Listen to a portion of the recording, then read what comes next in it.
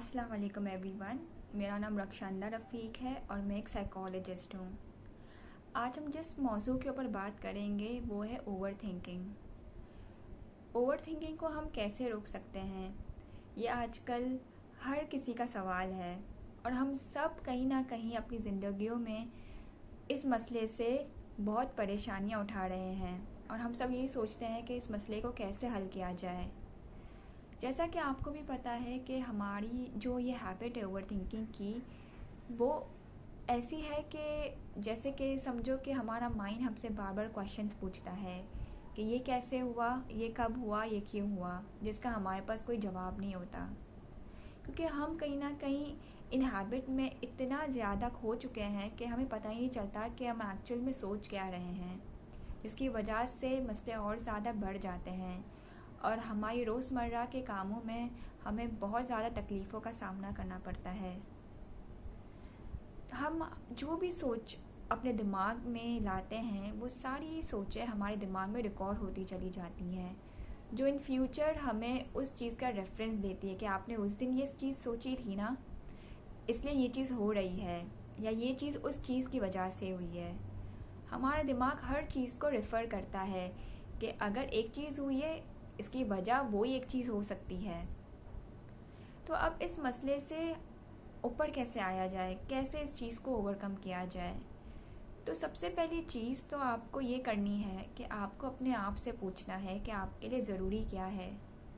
अगर तो ये ओवर थिंकिंग के मसले को ओवरकम करना आपके लिए बहुत ज़्यादा इम्पॉर्टेंट है, देन आस्क योर सेल्फ, अपने माइंड से पूछो कि ये कितना ज़्यादा इम्पॉर्टेंट है आपके लिए, और क्या आपका माइंड इस चीज़ के लिए प्रिपेयर है to overcome those problems which are disturbing you, या जो आपको बहुत ज़्यादा स्ट्रेस दे रही है।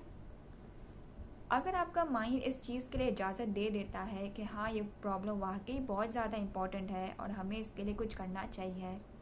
देन सेकेंड स्टेप ये है कि आपको अपनी हर थॉट के बारे में माइंडफुल होना पड़ेगा। अब आप ये सोच रहे होंगे कि हम माइंडफुल कैसे रह सकते हैं, क्योंकि कभी कभी हमारी सोचों की तादाद इतनी ज़्यादा होती है कि हमें खुद भी पता नहीं चल रहा होता कि हम सोच क्या रहे हैं। तो अब हमें ये करना है कि हमें अपनी आप में एक प्रैक्टिस बनानी है कि हमें रोज़ अपने थॉट का जो कंटेंट होता है उसके बारे में माइंडफुल होना है। हमें अपनी सोचों के ऊपर नज़र रखनी है कि एक्चुअल में हमें कौन सी सोच सबसे ज़्यादा तकलीफ़ दे रही है और कौन सी सोच सबसे ज़्यादा हमारे दिमाग में चलती रहती है और वो किस वक्त चलती रहती है।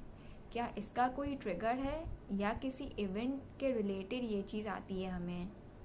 जब हम ये चीज़ पता कर लेंगे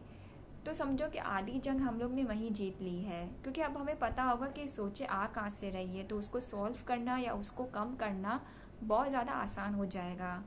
जब आपने ये पता कर लिया है कि मेरी ये सोच इस टाइम पर आती है या इतनी बार आती है, तो अब आपको ये करना है कि जब भी आप कुछ भी सोचने लगो तो अपने माइंड को सबसे पहले इंस्ट्रक्शंस देनी है कि आफ्टर एवरी वन थॉट मैं 10 to 15 मिनट्स का एक ब्रेक लूँगा और उस 10 to 15 मिनट्स में कोई भी एक पॉजिटिव अफर्मेशन अपने आप को दूंगा। वो पॉजिटिव अफर्मेशन कुछ भी हो सकती है, अपने आप को आप कुछ भी अच्छा सा पॉजिटिव कह सकते हो। For example, I am a very happy person, I can do this, मैं ये कर सकता हूँ।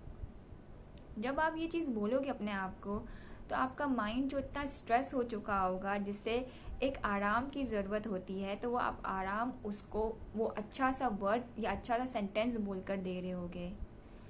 बार बार अपने माइंड को इस चीज़ के लिए प्रिपेयर करना आफ्टर एवरी वन थॉट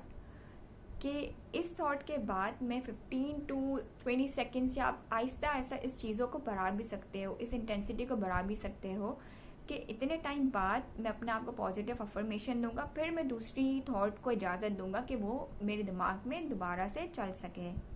जब आप इस चीज़ की प्रैक्टिस करते जाओगे ना, तो आप खुद नोट करोगे आहिस्ता आहिस्ता आपकी जो इंटेंसिटी है थॉट्स की, वो ऑटोमेटिकली कम होती चली जाएगी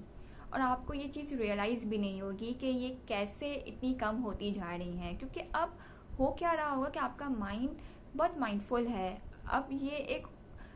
विजिलेंट मोड पे है कि फ़ाइन, ठीक है, अगर ये थॉट है इसका रीज़न ये है और ये इस वक्त बहुत ज़्यादा मुझे आती है और मुझे बहुत ज़्यादा परेशान करती है।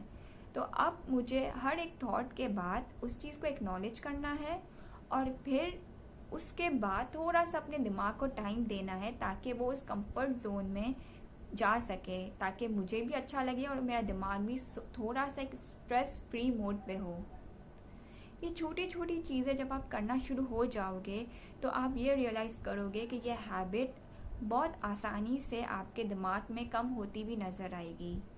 और ये जो ओवर थिंकिंग का जो परसेप्शन है आपके दिमाग में वो भी थोड़ा सा ब्लर होता हुआ नज़र आएगा। और कोशिश कीजिएगा कि जब भी आप कोई भी मसले से गुजर रहे हों, चाहे फिर वो ओवर थिंकिंग का हो या कोई और मसला हो जिसकी वजह से ओवर थिंकिंग जनरेट होती है,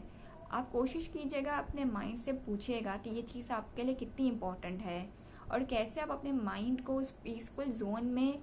डाल सकते हो जब आपका माइंड इतना रिलैक्स हो कि आपको पता हो कि आपको क्या करना है और अपने लिए रास्ते खुद कैसे बनाने हैं। आई होप आपको इन टिप्स से फ़ायदा पहुंचा हो। Thank you so much. अल्लाह हाफ़िज़।